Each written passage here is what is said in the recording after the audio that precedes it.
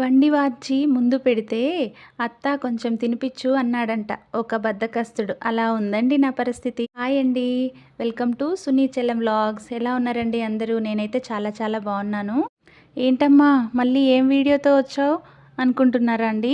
అదేం లేదండి, మా పక్కన ఆంటీ చెప్తూనే ఉన్నారు, పూలుకొస్తావా లేదంటే ఎవరికైనా చెప్పాలా అనేసి.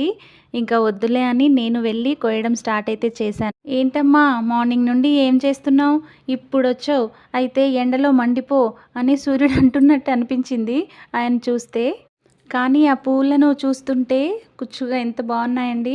అసలు వదలననైతే అనిపించలేదు.